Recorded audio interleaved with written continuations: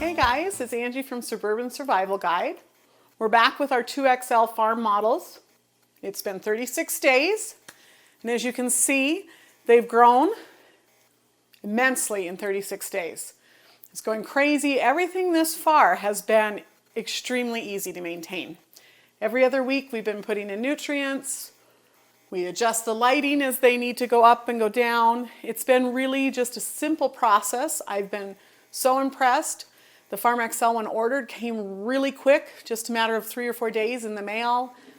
Everything has been perfect thus far. I had several things I've learned about here and there doing it. One is the order I planted things in. I planted everything at once. Going back, if I were to do this again, we'd do it in a different order.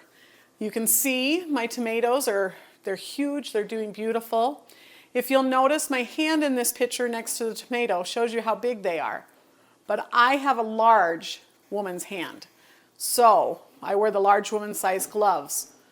So that shows that that tomato is probably even bigger than you're assuming it is. They've done beautifully, but the plants around them are growing and getting huge and kind of covering them out. So after doing this for 36 days, I think I've picked up on a few things. Make sure to look, whatever plants you're planting, whatever seeds you're planting, and one, of course, make sure they're organic. Well, not necessarily organic, but heirloom.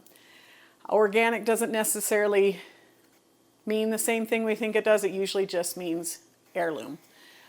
You want something that will reseed and redo itself over time. At least that's how I look at plants. You can do something totally different and it will work and it'll be fine. But if you're a seed saver like I am, you want something that says heirloom. If not, do what you want to do. I love heirloom because there's lots of varieties and we're losing a lot of our heirloom plants, aren't being reproduced and taken care of and saved. So I always encourage heirloom, but again, do what you want to do.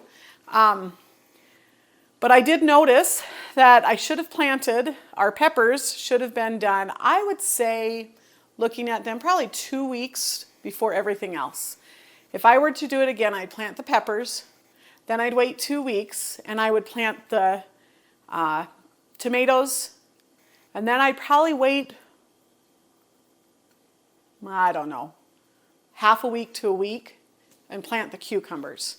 And then I'd wait a whole nother week or two before I planted the beans. The beans are kind of taken over and they're out of control and it's awesome.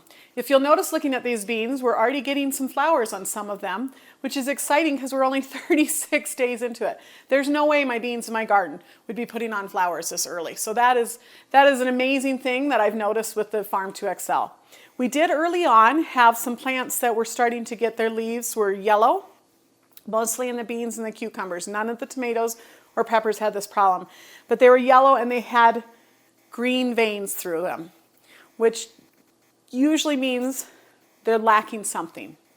It's very rare that a plant will do that without having some of its nutrients off balance. And when you're doing a hydroponic plant, it's way pickier because they're not grabbing stuff out of the soil. It's simply based on what your water is providing them.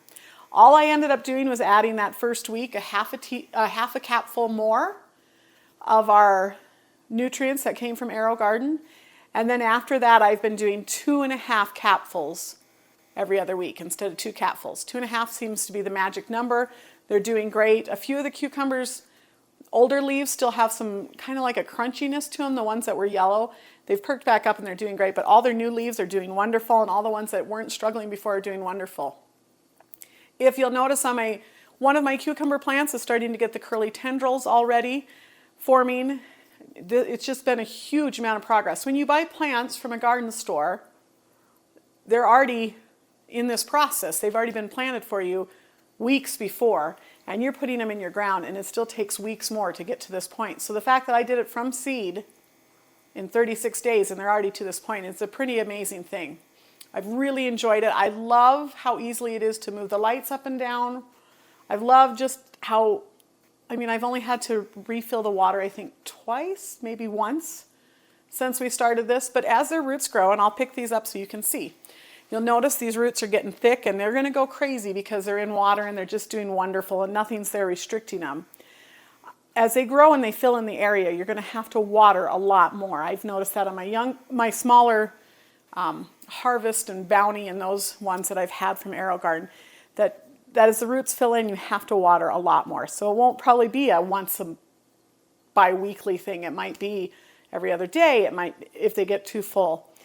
We'll probably in the next episode, depending on how big our plants have gotten and how big the roots have gotten, we may have a discussion about trimming the roots, because that is an option and it seems to help keep them from getting out of control and keep them under the size limit that they need to be in that pot of water, and to not crowd out all the other plants around them. But as you can see, it's been really, really easy. Reading online, I've noticed that most people are saying that tomatoes through the Aerogarden taste a little more watery than they do at the store.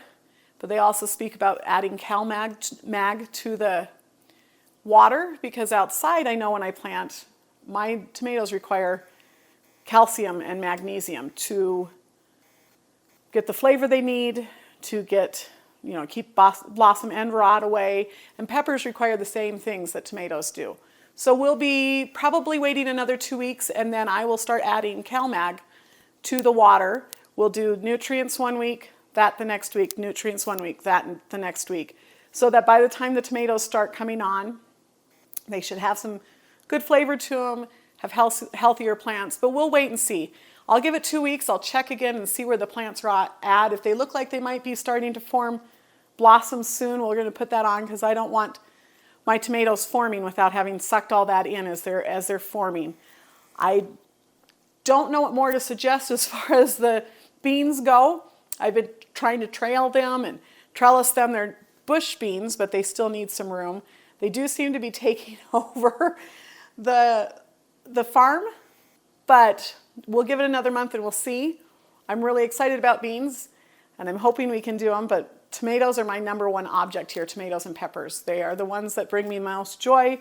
Cucumbers are a close second because my husband loves them so much. You'll notice we have the trellising system set up that Aerogarden sends you.